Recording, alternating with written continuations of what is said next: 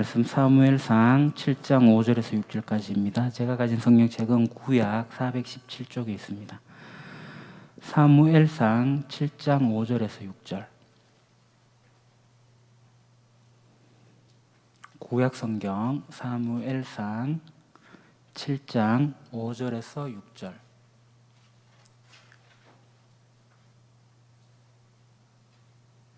성경책이 없으신 분은 앞에 화면을 보셔도 되겠습니다.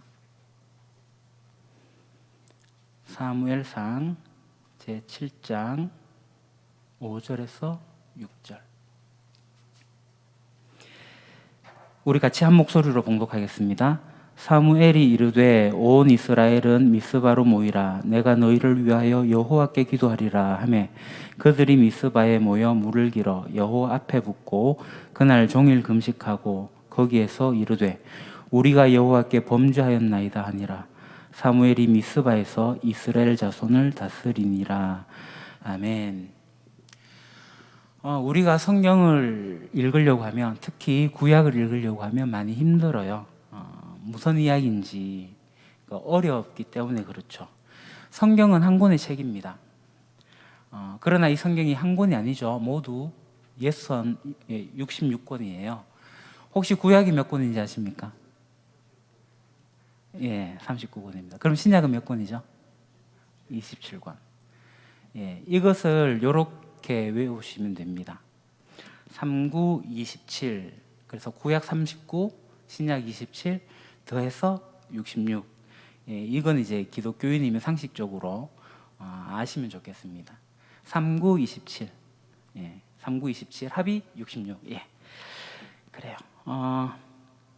우리가 이제 구약을 보게 되면요, 이렇게 39권이 있습니다. 그 39권을 소분하게 되면 이렇게 5개로 나눠지지만 크게 3덩어리로 나눠져요. 이게 보라색인가요? 보라색으로 되어진 부분이 이제 역사서, 가운데 분홍이 있는 것이 시가서, 그리고 녹색으로 되어져 있는 것이 선지서, 이렇게 3부분으로 분류를 합니다. 그래서 이렇게 분류해가지고 읽으면 그나마 성경을 읽는 게 조금 쉬워져요. 그래도 성경 읽는 게 쉽지가 않죠. 왜냐하면 이 역사서와 시가서와 선지서가 통하지가 않아요. 그 역사서의 이 마지막에 있는 에스더와 시가서 처음에 있는 욥기는 전혀 상관이 없습니다. 그러니까 에스더와 욥기는 막혀 있어요. 통하지 않습니다. 또 마찬가지로 이 아가서, 시가서의 마지막인 아가서와 예언서의 처음인 이사야서를 읽게 되면 이것도 전혀 연결이 되지 않습니다. 상관없는 이야기들이거든요. 그러면 이 예언서 안에는 그러면 이게 연결이 되느냐? 그렇지 않아요. 이 예언서도 왔다 갔다 정신이 없습니다. 여기 보시면 이제 다니엘과 에스라는 포로 시대의 책이에요. 그 다음에 이어지는 책이 이제 호세아인데, 호세아는 왕정 시대의 이야기를 하고 있거든요. 그러니까 이제 왔다 갔다 하는 거죠. 그러니까 연결이 되어지지 않는 거예요. 그러다 보니까 이제 성경 읽기가 어렵습니다. 그래서 성경은 처음부터 끝까지 쭉 읽어 나가는 책이 아닙니다. 어려워요. 그래서 성경을 어떻게 읽어야 되느냐? 일단 역사 순으로 읽으시는 것이 제일 좋습니다. 시간 순으로 읽어야 돼요. 그래서 성경을 시간 순으로 나열하게 되면은 이렇게 나눌 수가 있는데요. 창조 시대, 족장 시대, 모세 시대, 사사 시대, 왕정 시대, 포로 시대 이렇게 나눌 수가 있어요. 처음에 있는 창조, 족장, 모세 시대, 이건 이제 창출, 레민, 신입니다. 이 안에 이제 역사가 다 들어 있어요. 모세 오경이에요. 그 다음에 이제 사사 시대라고 하는데 가나안 정복 시대 사사 시대예요. 여호수아, 사사기, 룻기, 사무엘, 상하를 퉁쳐서 사사 시대라고, 그 다음에 왕정 시대, 포로 시대 이렇게 성경이 나누어져 있습니다. 그러니까 우리가 지금 살펴보려고 하는 것이 바로 이 사무엘 상하입니다. 사무엘 상하를 읽어보시면 아시겠지만 사실 사무엘의 이야기라기보다는 다른 사람의 이야기가 더 많아요. 누구의 이야기가 나올까요? 다윗에 대한 이야기입니다. 다윗은 왕인데 왜 사무엘 상하라는 곳에서 이야기를 하고 있을까? 그 다음에 열왕기 상하, 왕의 이야기들이 펼쳐지는 곳이 있는데 왜 따로 이렇게 사무엘 상하라는 이름을 가지고 다윗을 이야기하고 있을까? 그 이유는 이겁니다. 이 사무엘 상하는 다윗의 이야기를 하면서 사사 시대의 마지막을 장식하기 때문이에요. 그러니까 우리가 사사기를 읽어봤을 때 사사기는 암울함으로 끝이 나거든요. 그러니까 우리가 룻기를 보면서 희망이 찾아오잖아요. 그 희망이 누구였다고요? 다윗이었어요. 그래서 다윗을 이야기하고 있는 겁니다. 사사 시대가 그 시대가 바라고 있는 왕의 상이 있는데 그 사람이 바로 다윗이기 때문에 이 다윗의 이야기를 열왕기로 가지 않고 따로 떼어가지고 다윗의 이야기를 하고 있습니다. 그래서 사무엘은 바로 다윗의 이야기입니다. 그래서 우리가 다윗을 읽을 때는 사사 시대를 배경으로 해서 다윗을 보셔야 돼요. 물론 왕정 시대를 여는 그 인물이고, 그리고 초대왕 사울 왕의 이야기도 있긴 하지만 사무엘 상하의 주인공은 엄연히 다윗 왕입니다. 그래서 우리가 지금까지 배워왔던 하나님 나라의 역사를 보면서 복습 좀 하도록 하겠습니다. 아담, 셋, 그리고 노아, 데라, 아브라함까지 우리가 쭉 이 계보를 살펴봤고요. 그래서 아브라함이 이삭을 낳고 이삭이 야곱이 12아들을 이제 낳아서 이제 애굽으로 가게 됩니다. 그래서 애굽에서 400년 동안 살아요. 400년을 보내면서 인원은 약 200만 명이 되죠. 그들은 노예였습니다. 그 상황에서 모세가 태어나요. 그 10번째 재앙, 문설주에 피를 바르면서 이 이스라엘 백성들은 유월절을 경험하게 됩니다. 그리고 이들은 홍해를 바다를 육지처럼 건넜고요. 구원을 받은 거죠. 그래서 이제 내 백성이 된 거예요. 그래서 하나님께서 정식으로 계약을 하자고 하시는 거죠. 나는 하나님, 너희들은 내 백성. 그래서 이 백성 어떻게 살면 좋겠느냐? 그래서 시내산에 가서 바로 하나님의 법을 내미십니다. 그걸 우리는 율법이라 그래요. 국법입니다. 국법.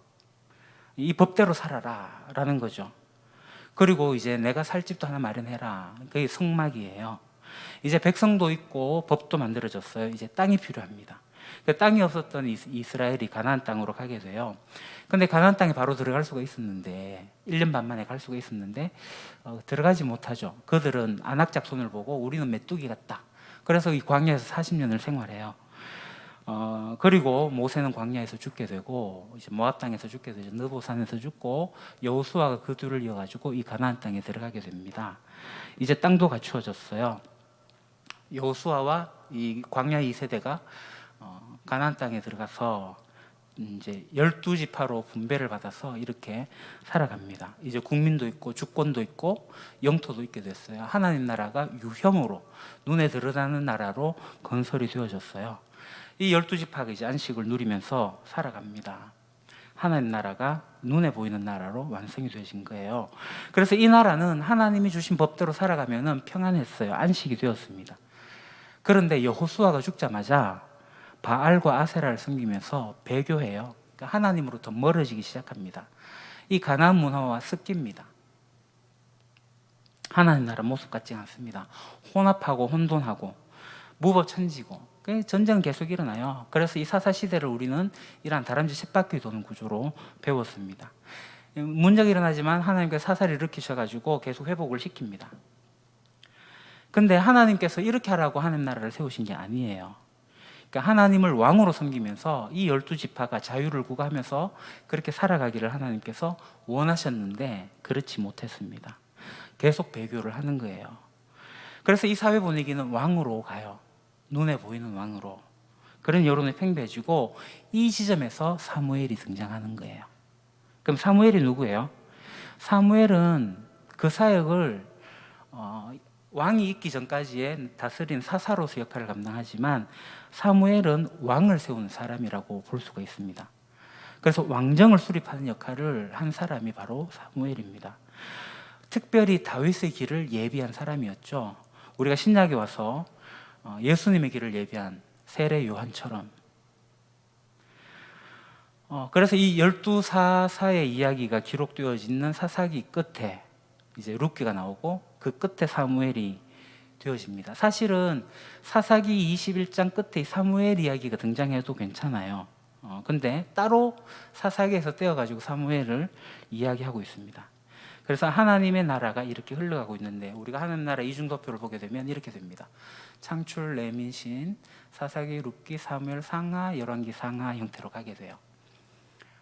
주님의 날이 오기 전까지 계속 역사가 이렇게 흘러갑니다. 시간이 이렇게 바뀌어가는 거예요. 이제 이 가운데 사무엘이 등장하는 거죠. 그래서 초대왕 사울과 2대왕 다윗왕을 세우는 역할을 사무엘이 하는 거예요. 이제 새로운 국면이 되어지는 겁니다. 그래서 이 사무엘 상하가 사사기 끝무렵에 있는 게 아니라, 물론 사사기 뒤에 이어지는 책으로 나오고 있지만 따로 떼어가지고 이 이야기를 펼치고 있는 거예요. 그러니까 사사시대에서 왕정시대로 넘어가는 역할을 한 사람이 바로 사무엘이다. 사무엘의 사사로서 역할이 다른 사사들과 달랐던 점입니다. 그러면 이 사무엘은 어디서 살았을까요? 사해 위쪽에 보게 되면은 에브람 산지예요. 그러니까 아버지는 엘간하고 어머니는 한나죠. 일찍부터 회막에서 훈련을 받게 돼요. 그러니까 한나는 처음에 보게 되면 성숙한 여인은 아니었던 것 같아요. 그렇지만 우리가 사사기 끝에 나오는 미가의 어머니와 이 사무엘의 어머니 한나를 한번 비교 한번 해보십시오. 거의 같은 시기에 살았고 거의 같은 장소에 살았어요. 그러나 사무엘의 어머니 한나는 실로라는 그러한 회막이 있는, 성막이 있는 그 장소에서 신앙생활을 했죠. 그러나 미가의 어머니는 뒤섞여진, 그러니까 혼합되어진 그러한 삶을 살았습니다. 개인 산당을 만들어 놨잖아요. 미가의 어머니와 사무엘의 어머니가 달랐다. 이 가나안 땅에 진입했다라는 것은요, 이 가나안 자체를 그냥 하얀 도화지로 받은 거나 다름없습니다. 이제 그 가나안이란 하얀 도화지에 하나님 나라를 그려나가는 거예요. 하나님 나라의 건설하는 거는 이 추상적인 개념이 아니에요. 실제적으로 거기에서 누군가가 일을 해야 된다는 거죠.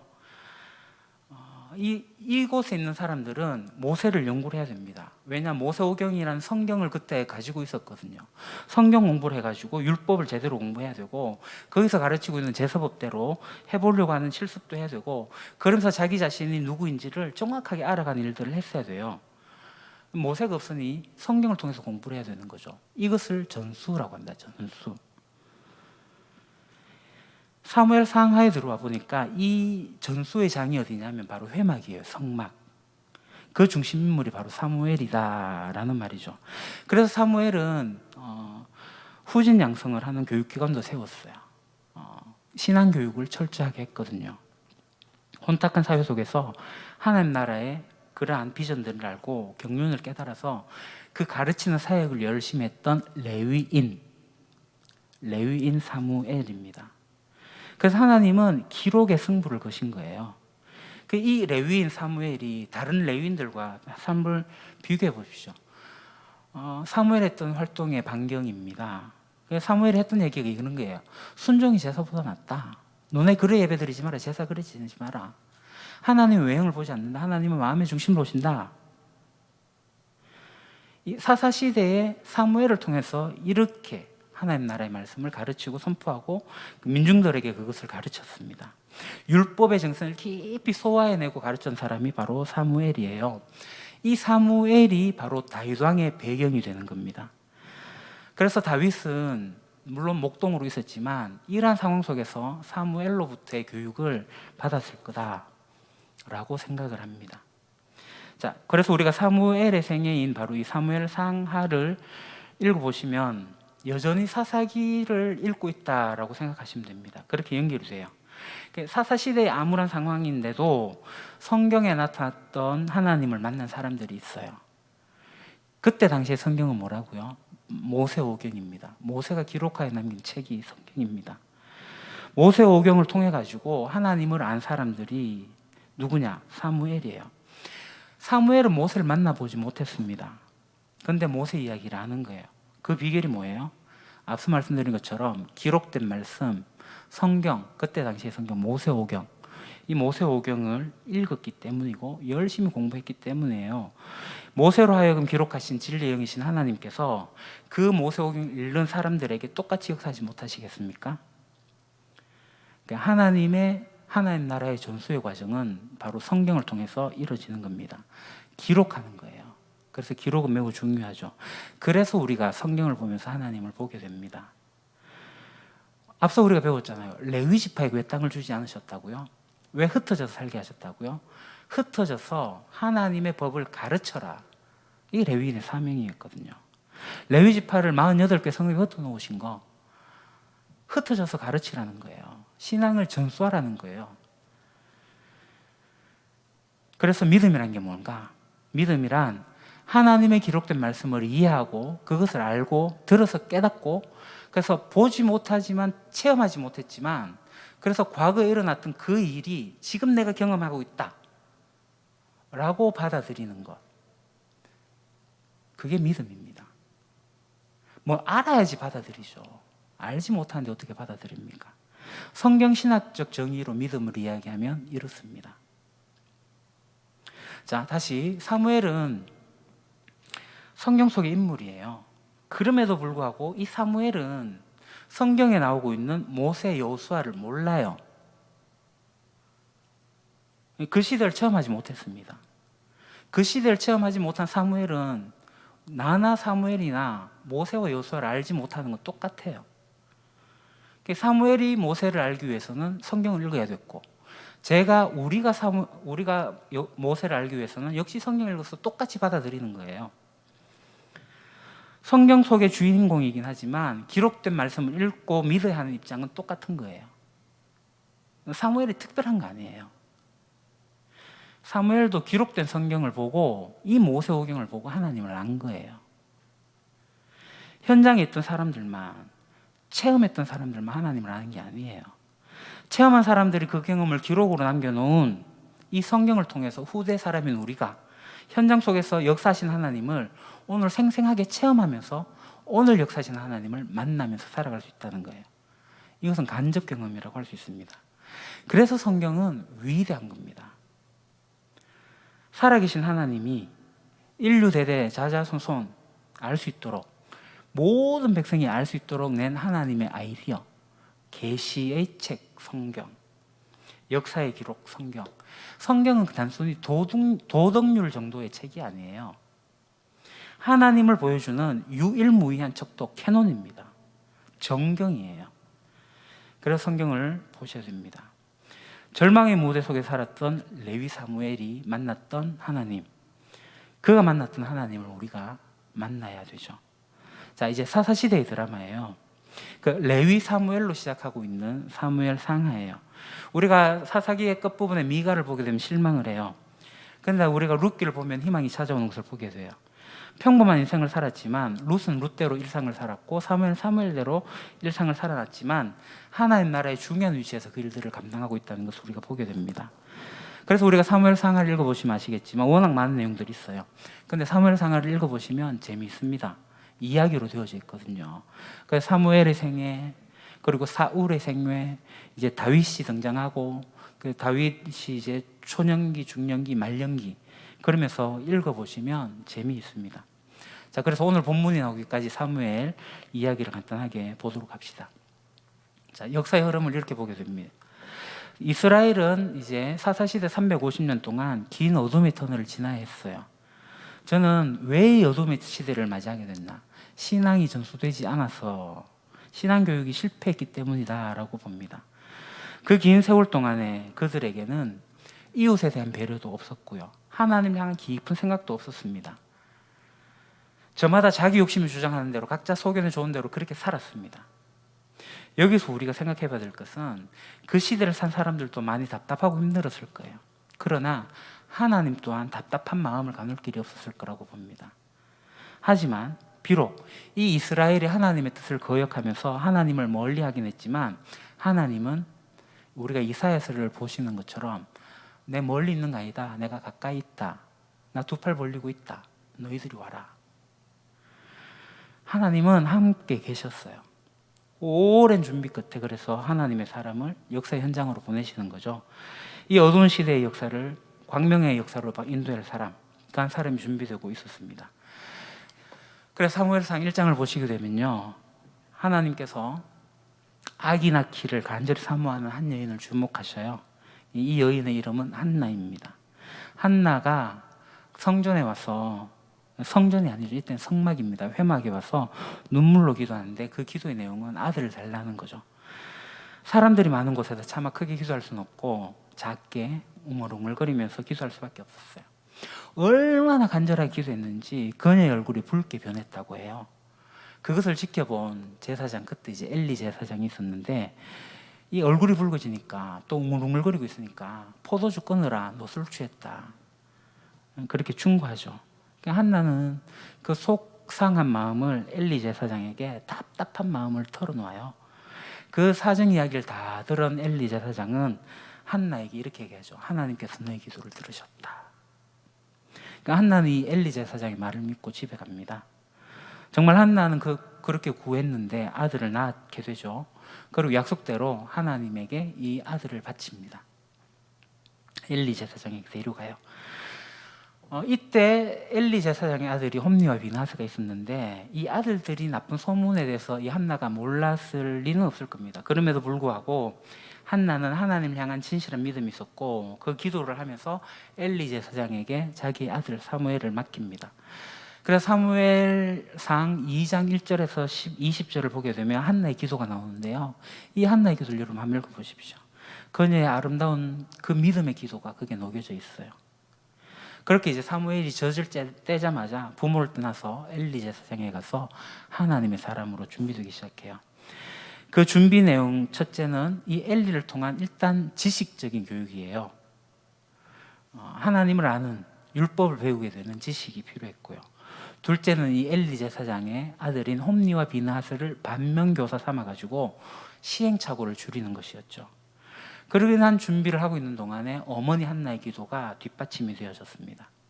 3장을 보게 되면요, 사무엘이 어릴 때에 이제 하나님께서 꿈속에 사무엘을 찾아오십니다. 하나님 사무엘아 부르셔요. 하나님께서 사무엘에게 나타나시고요. 하나님의 성전에 이 법궤 근처에서 언약궤 근처에 있던 누워서 자고 있던 사무엘은 하나님으로부터 이 엘리 집안이 몰락할 거다, 심판할 거다를 미리 듣게 됩니다. 그렇게 이제 사무엘이 점점 자라가요. 성경을 보게 되면 이 사무엘의 말이 땅에 하나도 떨어지지 않더라. 하나님의 선지자로서 그 일을 잘 감당하고 있습니다. 그래서 온 이스라엘 백성이 사무엘을 제대로 알기 시작해요. 그래서 사무엘은 이 300여 년간의 긴 어둠의 터널을 끊고 새로운 역사를 시작하고 있는 거예요. 사무엘상 2장에 보게 되면요, 2장 34절에 홈리와 비나스가 하루 한 날에 죽을 거다라는 하나님 말씀대로 정말 홈리와 비나스가 블레셋과의 전투에 나가서 그날 죽어요. 그 아들이 죽었다는 소식을 들은 엘리 제사장도 바로 죽습니다. 이스라엘 백성들의 어리석음으로 인해서 이 블레셋과의 싸움에서 언약궤를 다 빼앗겨 버려요. 하나의 법궤가 언약궤인데 그 언약궤를 빼앗기고 이 언약궤가 스스로 찾아옵니다. 블레셋이 하나님의 궤를 감당할 수가 없었기 때문에 이 법궤가 7달 만에 이 이스라엘로 돌아와요. 이 법궤가 이제 최종적으로는 예루살렘으로 옮겨오기까지 20여 년간 기럇 여아림에서 머물러 있죠. 이제 준비된 지도자 사무엘 혼신의 힘을 다해가지고 지속적으로 그 시대에 부흥운동을 이끌어내요. 과거의 어두운 역사를 다 벗어내고 씻어내고 이스라엘을 다시 하나님을 섬기는 민족으로 거듭나게 하는 일에 온 일생을 바치게 됩니다. 그래서 그 오랜 시간 동안에 하나님의 말씀을 제대로 들어본 적이 없는 그 백성들에게 하나님의 말씀을 들려주고자 전국을 순회하면서 직접 말씀을 선포하고 또 바알과 아스타롯 같은 그러한 우상을 다 제하게 하면서 오직 여호와 하나님만을 섬기도록 백성들을 가르쳐요. 그 결과 7장 2절입니다. 괴가 기럇 여아림에 머문 날로부터 약 20해 동안 오랜 세월이 지났다. 이 기간에 이스라엘의 온 족속은 주를 사모하였다. 이스라엘 온 족속이 여호와를 사모하는 일이 일어난 거예요. 사무엘의 사역을 통해서, 사무엘의 간절한 사역을 통해 가지고 되어진 거예요. 그리고 이제 7장에 와서 사무엘이 이스라엘 백성을 미스바로 오도록 합니다. 그게 오늘의 본문이에요. 그때 사무엘이 이스라엘 사람들을 모두 미스바로 모이게 하였다. 그들의 죄를 용서해 달라고 주께 기도를 드리려는 것이었다. 그들은 미스바에 모여서 물을 기르다가 그것을 제물로 삼아 주 앞에 쏟아붓고 그날 종일 금식하였다. 그리고 거기에서 우리가 주를 거역하며 죄를 지었습니다 하고 고백하였다. 미스바는 사무엘이 이스라엘 자손 사이에 다툼을 중재하던 곳이다. 백성들이 바알과 아스타롯을 버리고 하나님 여호와께로 돌아오는 회개 운동이 이 미스바에서 일어난 거예요. 이 미스바에서 이 기도를 하고 있을 때에 이 소식을 들은 이제 블레셋이 쳐들어옵니다. 그렇지만 이들은 합심해서 기도하였고 블레셋을 물리쳐요.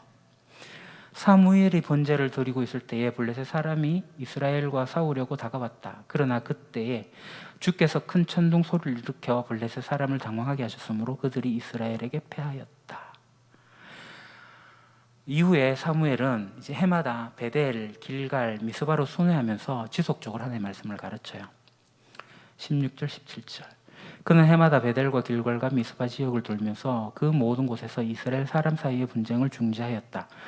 그리고는 자기 집이 있는 라마로 돌아와서 거기에서도 이스라엘의 사사로 활동하였다. 그는 라마의 주의 제단을 쌓았다. 자, 이 코스입니다. 이 코스. 순회하면서 교육을 한 거예요. 그러니까 나중에 이제 왕정시대에 가면 선지학교가 있는데 이 선지학교도 이와 같은 방법으로 했을 거라고 봅니다. 사무엘이 그 시대에 시대 부흥운동을 펼쳤고 그 결과 인간답게 살 수 있고 하나님의 광명을 찾은, 이스라엘이 광명을 찾은 거죠, 결국은. 그러니까 사무엘은 레위 역할을 정말 잘하고 있었다라는 겁니다. 이렇게 이제 역사의 시간을 보게 됐고요. 우리가 5절, 6절을 간단하게 좀 살펴보도록 하려고 합니다. 5절을 보면 사무엘이 이제 미스바로 모이게 했어요. 왜 미스바로 모이게 했죠? 회개 기도를 하려고요. 그럼 이렇게 생각할 수 있습니다. 기도 개인적으로 할 수 있잖아요. 굳이 모여서 해야 되나요? 이스라엘은 그 민족 자체가 모임의 힘을 알았던 민족입니다. 총회의 민족이에요. 그들은 국가적 대사가 있을 때마다 모이기에 힘을 다 썼습니다. 그들은 총회에 관한 일정한 규례를 가지고 있는 민족이었어요. 따라서 사무엘이 지금 총회로 소집하는 거거든요. 그들 이전까지 총회를 잊고 살았기 때문입니다.